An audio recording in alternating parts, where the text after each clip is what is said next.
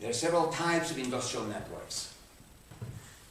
Let's think, for instance, right now of General Motors, Ford, and Chrysler back when General Motors, Ford, and Chrysler were General Motors, Ford, and Chrysler. So let's project ourselves back to the 50s.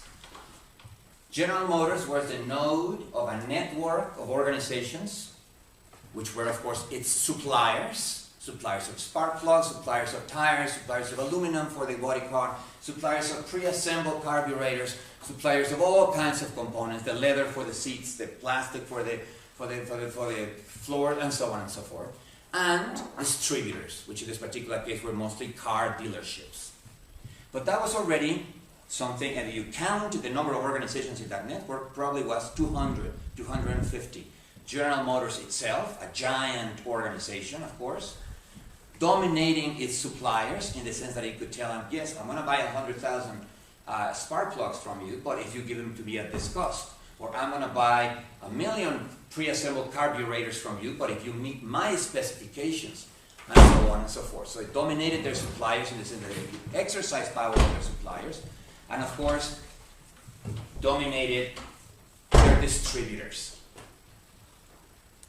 In the sense that General Motors could tell car dealerships just what kind of things to sell, when to change the models, when to organize a sale for the old year models, and so on. So that would be an assemblage of organizations, 200, 250, 300, with a dominant node. General Motors in one case, Ford in another case, Chrysler in another case. Now, there are other industrial networks without a dominant node. There is, for instance, a very famous region in Italy called Emilia-Romagna.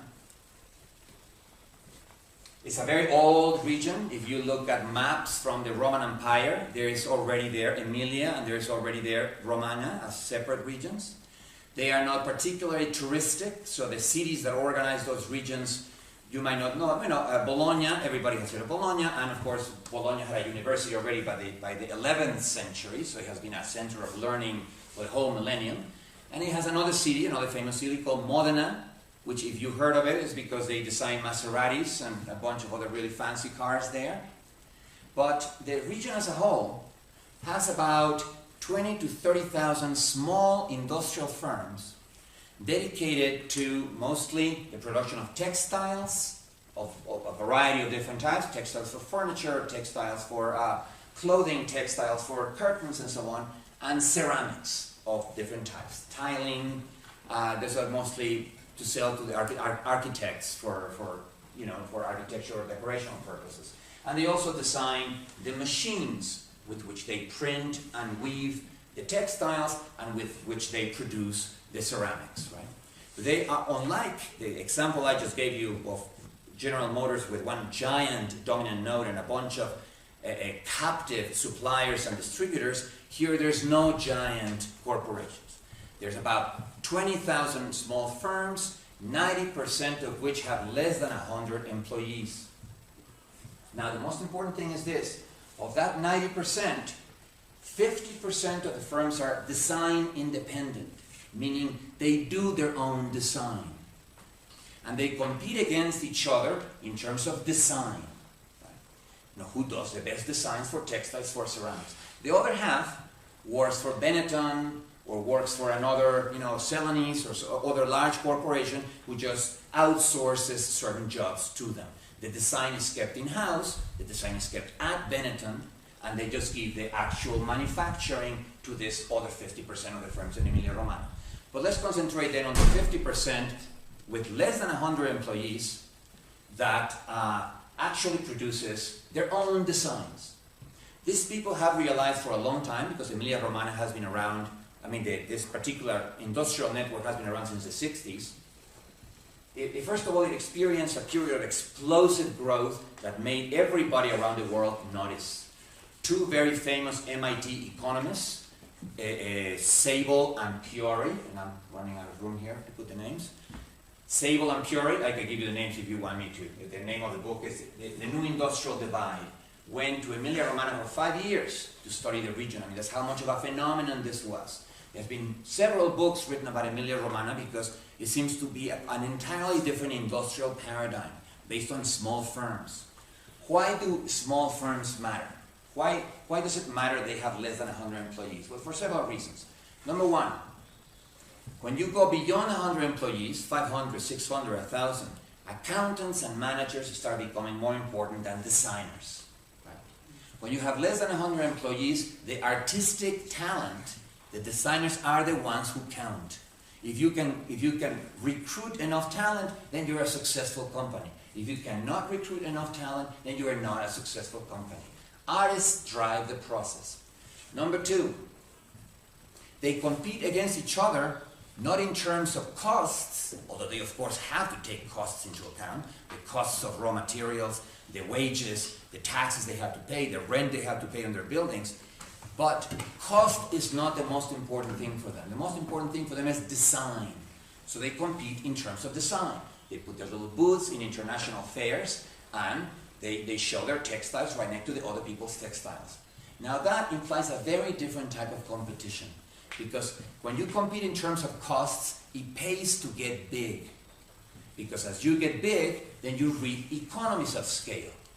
If you're going to be mass producing certain textiles or mass producing certain ceramics, well, it pays to be big. Because the larger you are, the lesser the cost per unit of identical product, of mass-produced product. So the larger the run of mass-produced products, the higher the profit per product, right? So if you're not going to compete in terms of design, if you're going to compete in terms of cost, it pays to get big. So here it is very important they compete in terms of design because that's one of the reasons why they have deliberately stayed small. How do they stay small? By splitting when they become too big. And that brings me to my third point. When you have 20,000 firms with less than 100 employees, there is not what economists call barriers to entry. Now, barriers to entry means what happens, say, in the automobile industry in the United States when you have Ford, Chrysler, and General Motors as dominant. Yes, you can start your own car company, Tesla, or you can, there were many small companies that started in the 40s and 50s, right? And they can have great designs. But one or two things happen then. The large ones buy you out in a process called vertical integration, right? Just like Microsoft just bought Skype, or just like Google bought YouTube, or just like, large corporations buy small ones.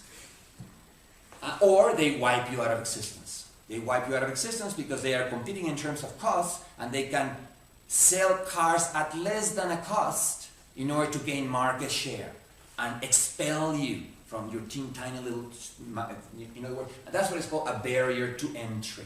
That a new company cannot come in because the large companies are, by their very presence and their very activities and the economic power they can exercise, they are a barrier for the entry of new companies with fresh ideas. In EmiliaRomagna, there are no barriers to entry. If you are a company with 100 employees that suddenly has grown to 150, 200, a worker, someone that was was a worker, not even an entrepreneur, but a worker who happens to be a good designer, can walk out with 10 or 15 of his or her buddies and start a new company. If all of the companies have less than 100 employees, well, then a company with 20 employees can compete, right? As long as they can do design, as long as they can compete in terms of aesthetics, in terms of creativity. So slow barriers to entry means that growth can be achieved by splitting. Now remember that I'm not giving you this example as a theoretical example. I'm not saying assemblage theory predicts that if you have a lot of little assemblages, then fairness will prevail. This is a real region of the world about which many books have been written. And you can check all the facts that I just gave you simply by checking Sable and Puri beyond the new industrial divide. EmiliaRomagna works. Today they are a little bit in trouble because of competition from China, because of competition from outsourcing labor to cheaper companies. And so what they decided to do and the EU, the single currency, also kind of threw them out of whack a little bit, because that means that everybody from other parts of Europe can come in and compete. So they decided to fight back in the early 90s by creating 3 organizations that they call consortia, that are huge organizations, exactly the opposite of EmiliaRomagna, in charge of particular activities in which economies of scale do pay. So for instance, logistics, everything having to do with the transportation of goods, with the warehousing of goods, with accounting. You know, those are not particularly creative activities, right? So, and those are activities that do pay. The larger the warehouse, the lower the cost of maintenance. The larger the containers for shipping, the lower the cost of shipping, and so on and so forth. So they decided to create a single consortium to handle the logistics for all of the little firms. The difference is the consortium doesn't own them. They own the consortium. So the consortium cannot exercise power over them. They are now using the consortium to protect themselves against invasion by larger rivals. They also created a consortium to handle finance. Why? Because small firms, unlike large firms which are public and sell stock in the company, a large company can sell stock, can sell bonds, and finance itself that way, and just issue new stock every time they need $2 or $3 or $4 million. They just issue new stock. The stock sells immediately, and they have $4 million. Small companies are private. They are not public, so they don't have stock. They have to go to banks to get credit. But a bank is going to look at a small company, and sometimes they will give you credit, sometimes they won't give you credit. So financing is a problem. So they created a consortium which deals with banks directly in the name of the little companies, right? Finally, they designed a consortium to handle all the marketing needs, branding, and going to fashion fairs to detect fashion trends. Prior to this, every single one of those 20,000 firms sold its textiles and its ceramics under its own brand, and that was, to put it mildly, a mess, right? So, when they consolidated themselves with this consortia, 100 different products from 100 different firms were now sold under the same brand. They lost the power of branding, but they kept the power to design, and that is what matters. Each one still designs its own textile and its own ceramics, and it kept its small size, right? Which is what matters. So here we have what is basically a hybrid of large companies, the 3 consortia, and 20,000 small firms. This is a real case. Now, if you want, and I'm going to finish in a second, another case that you can benefit to study these 2 types of industrial networks is a book called Regional Advantage by Annalie Saxenian that compares Silicon Valley and a region, an industrial hinterland outside of Boston called Route 128. Silicon Valley, of course, has very large corporations, Xerox, Intel, some companies that began very small, Apple that began with $1,300 in a garage, Hewlett Packard that began with $1,000, Google that began in a dorm, and so on, have become huge. But when you do the analysis of Silicon Valley, the actual census of the population of organizations, you realize that small ones still dominate. But there's a lot more startups, which have to start up small, and so there's a lot more creativity, there's less barriers to entry. Silicon Valley has some of the characteristics of EmiliaRomagna, less so because of the presence of large corporations like Intel and Xerox and now Hewlett Packard and Apple, but nevertheless has some of the characteristics. A population of organizations dominated in numbers, in percentage, by small firms. They are dedicated to innovation and they compete against each other in terms of creativity. It's a different type of creativity. The other one is graphic design, basically, of ceramics and textiles. Here is, hardware design, software design, and within software design, game design, applications design, operating system design, apps design, and so on. But nevertheless, many small companies, whereas Route 128, and you guys might be a little too young to remember this, but it was the center of the mini computer industry. You guys might not even remember mini computers, but they were extremely expensive, $70,000 a piece, desktop computers, which were the real challenge. This is before the personal computer was born. We're talking about the early 70s. The real challenge to IBM's mainframes, right? And they were produced by only 3 very large corporations. One, DEC, and Digital, all of which were in Route 128. So this book, Regional Advantage by Annalise Saxenian, compares a region in which the population is dominated by small firms with a region in which the population is dominated by large firms, and compares them over 3 decades, which is a very important thing, because in an economic upswing, everybody does well. So in an economic upswing, you cannot judge which one of the 2 regions does better, because everybody does well. So she waits for at least two downswings in the economic cycle to compare the 2, and shows how Silicon Valley was much more resilient to a downturn, was much more adaptive, was much more witty, much more kind of, capable of shedding a few small firms, of adding more small firms and keeping up with the trends, whereas One, Digital, and DEC have all disappeared. They all tried to do everything in-house. Remember that Apple didn't do that. Apple put out the Apple II with what is now called an open architecture. You could open the Apple II, the original Apple, and there would be empty spaces for boards, and Apple gave away the specifications of the bus, the place where you plug the boards, and allowed a cottage industry of small firms to develop manufacturing those boards. Some firms manufacture video grabbing boards, for filmmakers. Other manufacture number crunching boards for mathematicians or scientists. Other manufacture music synthesizer boards.